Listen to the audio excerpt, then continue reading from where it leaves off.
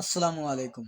সুপ্রিয় ছাত্রছাত্রী এবং পরীক্ষার্থী ভাই বোনেরা, আপনাদের জন্য আপনাদের স্বাস্থ্য নিয়ে আজকে আমার বেস্ট ইম্পর্টেন্ট টপিক হচ্ছে পরীক্ষার সময় এবং স্বাভাবিক অবস্থায়ও টেনশন থেকে এবং মানসিক চাপ থেকে বাঁচার 5টি কার্যকরী student health tip and tricks নিয়ে আমি আপনাদের সামনে হাজির হয়েছি।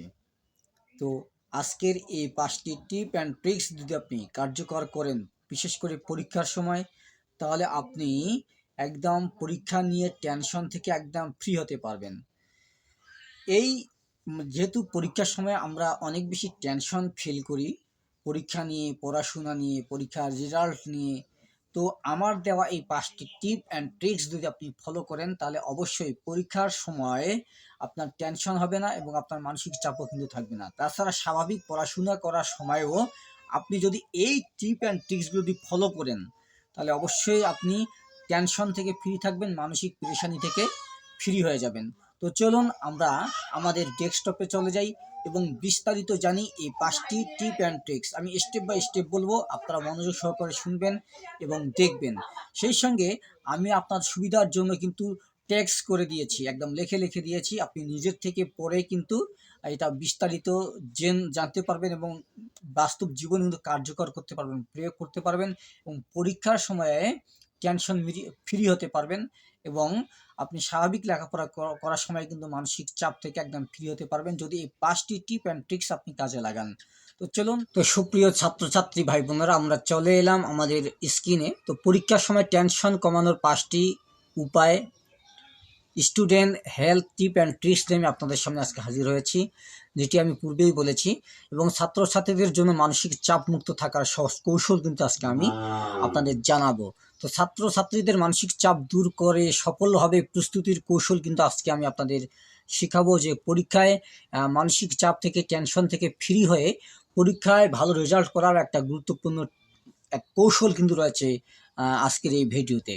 তো চলুন আমরা আরো একটু বিস্তারিত জেনে নেই আমাদের এই টিপ অ্যান্ড ট্রিক্সগুলো সম্পর্কে।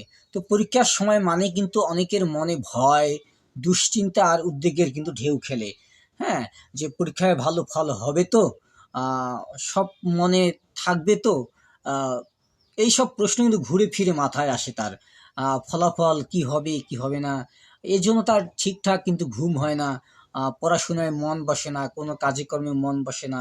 ঠিক আছে, তারপর শরীরে নেমে আসে নানা ধরনের ক্লান্তি, অবসাদা, এই ধরনের কিন্তু চাপ তার মধ্যে সৃষ্টি হয়। তো এই মানসিক চাপ বা টেনশন যদি নিয়ন্ত্রণে না আনা যায়, তাহলে কিন্তু পড়াশোনা যেমন ব্যাহত হয়, তেমনি পরীক্ষার ফলাফলও কিন্তু খারাপ হতে পারে। কিন্তু খুশির কথা হলো, সঠিক কৌশল অনুসরণ করলে পরীক্ষার টেনশন কিন্তু কমানো একেবারেই কিন্তু সম্ভব। তো চলুন জেনে নেই পরীক্ষার সব টেনশন বা মানসিক চাপগুলো কমানোর, হ্যাঁ, টেনশন কমানোর 5টি সেরা কার্যকরী উপায় সম্পর্কে আমি আজকে আপনাদের সামনে আলোচনা করব। তো চলুন, 1 নম্বর যে কার্যকরী টিপ অ্যান্ড ট্রিক্সটি, সেটা হচ্ছে সময় মতো রুটিন তৈরি করে এবং অনুসরণ করা। ঠিক আছে, সময় মতো রুটিন তৈরি করতে হবে এবং অনুসরণ করতে হবে। তো পরীক্ষার সময় যদি আপনার কাছে পরিষ্কার না থাকে, পরীক্ষার সময় যদি আপনার কাছে পরিষ্কার না থাকে, কোন দিন কোন বিষয়ে পড়বেন, কবে কোন টপিক রিভিশন করবেন, তাহলে কিন্তু স্বাভাবিকভাবেই মানসিক চাপ সৃষ্টি হবে, তাই না?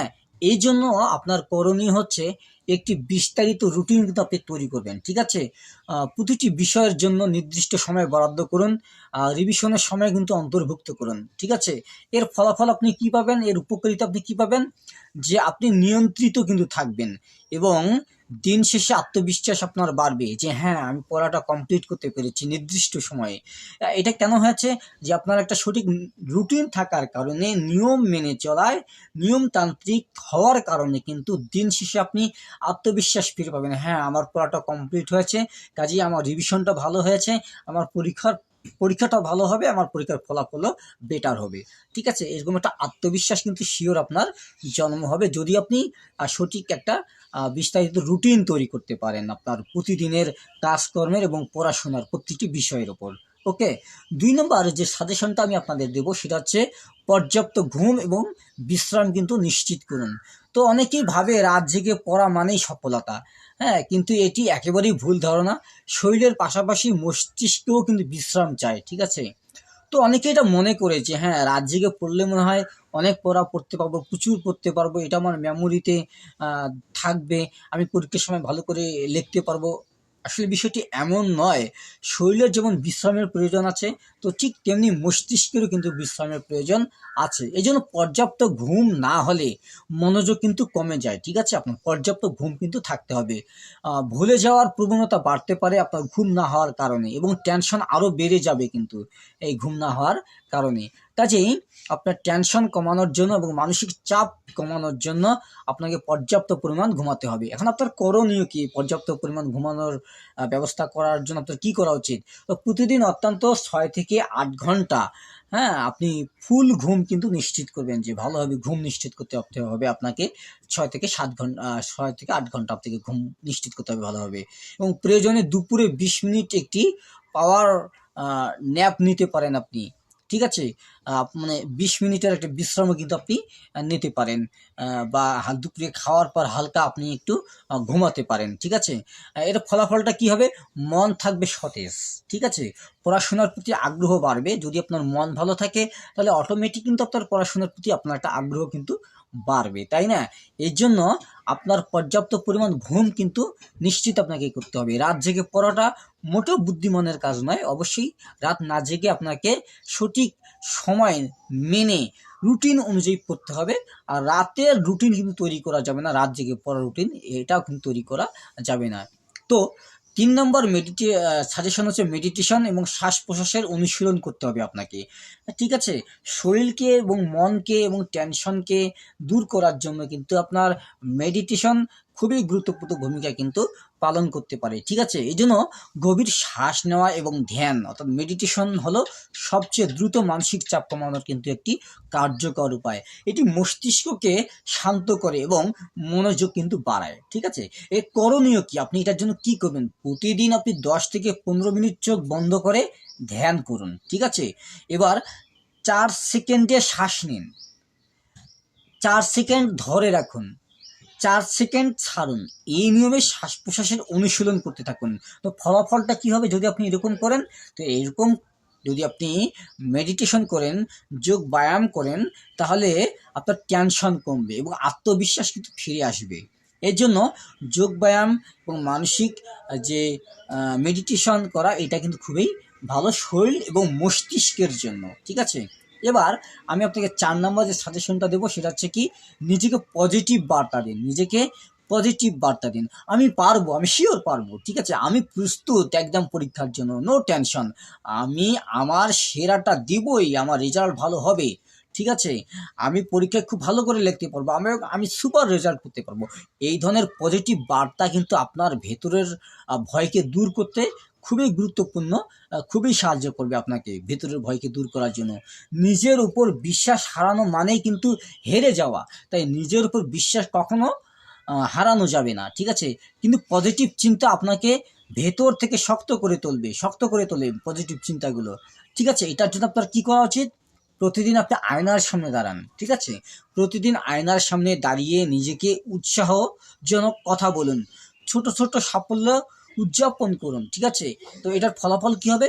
মানসিক শক্তি আপনার বাড়বে আর ভয় অনেকটা চলে যাবে, ঠিক আছে? হালকা ব্যায়াম ও নিয়মিত হাঁটাহাঁটি করুন। 5 নম্বর যে আপনাকে সাজেশনটা দিচ্ছি সেটা হচ্ছে কি, হালকা ব্যায়াম করুন এবং নিয়মিত হাঁটাহাঁটি করুন, ঠিক আছে? পড়াশোনার মনোযোগ দিলে কখনো কখনো শরীর ক্লান্ত হয়ে পড়ে, ফলে কিন্তু মানে মনেও কিন্তু একটা প্রভাব পড়ে যে না, আর পড়তে ভালো লাগছে না, আর পড়বো না, এরকম। এই জন্য পড়াশোনার ফাঁকে ফাঁকে বা একটু পর পর আপনি একটু হাঁটাহাঁটি করুন, হালকা ব্যায়াম করুন। এটা কি করবে? মানসিক চাপ দূর করতে কিন্তু দারুণভাবে আপনাকে সাহায্য করবে, ঠিক আছে? তো এর জন্য করণীয় কি? আপনি কি করবেন? দিনে অত্যন্ত 15 থেকে 20 মিনিট আপনি হেঁটে নিন, ঠিক আছে? হাত পা মেলে স্ট্রেচিং করুন, ঠিক আছে? এটার ফলাফল কি হবে? শরীর থাকবে সবল আর মন থাকবে একদম কিন্তু ফুরফুরে, ঠিক আছে? তো পরীক্ষা জীবনের একটি গুরুত্বপূর্ণ ধাপ। একটু চাপ থাকতেই পারে পরীক্ষায়, কিন্তু সেটাকে যেন ভয় না বানিয়ে ফেলি আমরা। তো পরীক্ষা মানেই ভয়, কি আসবে কি আসবে না, এই নিয়ে নানা ধরনের টেনশন আমাদের মধ্যে কিন্তু ফিল হয়। না, এটা করা যাবে না। পরীক্ষা জীবনে থাকতেই পারে, পরীক্ষা জীবনে আসবে, জীবন থাকলে পরীক্ষা হতে পারে, পরীক্ষা হবে, এটা স্বাভাবিক একটা বিষয় হিসেবে মেনে নিতে হবে এবং এটাকে ভয় করা যাবে না, এটাকে ভয় বানিয়ে ফেলা যাবে না। এই চ্যালেঞ্জটাকে আমাদের ওভারকাম করতে হবে। ঠিক আছে? কিভাবে? যে গাইডলাইনগুলো আমি আপনাদের দিলাম, ওই যে 5টি টিপ অ্যান্ড ট্রিক্স আপনাদের দিলাম, এগুলো মেনটেন্স করে চলতে হবে। এগুলো হচ্ছে কি, সঠিক রুটিন, বিশ্রাম, মেডিটেশন, পজিটিভ মানসিকতা আর হালকা ব্যায়ামের মাধ্যমে আপনি সহজেই কিন্তু এই চাপকে নিয়ন্ত্রণে আনতে পারেন। মনে রাখবেন, টেনশন নয়, নিজের প্রতি বিশ্বাসী হোক আপনার সাফল্যের চাবিকাঠি। সুপ্রিয় সুধী আর সুপ্রিয় ছাত্রছাত্রী ভাই বোনেরা, তাই পরীক্ষার সময় আমরা ভয় পাবো না, পড়াশোনায় আমরা ভয় পাবো না। তো পড়াশোনা চলাকালীন এবং পরীক্ষা চলাকালীন সময়ে আমরা যদি এই 5টি উপায় বা 5টি কৌশল যদি আমরা খুব সহজেই মেনে চলতে পারি, তাহলে কিন্তু আমরা ওভারকাম করতে পারবো। আমাদের টেনশন একদম পরীক্ষা এবং পড়াশোনা থেকে মুক্ত হয়ে যাবে ইনশাল্লাহ। সুপ্রিয় স্টুডেন্ট ভাই বোনেরা, আপনারা দেখলেন যে কোন 5টি টিপ অ্যান্ড ট্রিক্স আমরা যদি নিয়মিতভাবে ফলো করি, তাহলে আমরা আমাদের পরীক্ষার সময় টেনশন থেকে ফ্রি থাকবো এবং স্বাভাবিক পড়াশোনা করার সময় কিন্তু মানসিক চাপ থেকে আমরা কিন্তু রেহাই পাবো ইনশাল্লাহ। তো আজকের মধ্যে বিদায় নিচ্ছি। বিদায় নেওয়ার আগে আপনাদের কাছে রিকোয়েস্ট, যারা এখনও চ্যানেলটিকে সাবস্ক্রাইব করেনি, সাবস্ক্রাইব করে দিন এবং পাশে থাকা বেল আইকনটি কিন্তু বাজিয়ে দিন। আর এরকম নিত্য নতুন স্টুডেন্ট হেলথ এবং স্বাভাবিক যে আমাদের স্বাস্থ্য আছে, এরকম স্বাস্থ্য বিষয়ক টিপ অ্যান্ড ট্রিক্স পাওয়ার জন্য কিন্তু আপনি আমার চ্যানেলটিকে সাবস্ক্রাইব করতেই পারেন। আর সাবস্ক্রাইব করলে আপনি অবশ্যই উপকৃত হবেন, কারণ আমার ভিডিওগুলো অনেক বেশি ইম্পর্ট্যান্ট, অনেক বেশি হেল্পফুল, অনেক বেশি informative health tip and tricks বিষয়ে। তো দেখা হচ্ছে পরের ভিডিওতে। সেই পর্যন্ত ভালো থাকুন, সুস্থ থাকুন, সুন্দর থাকুন। আল্লাহ হাফেজ।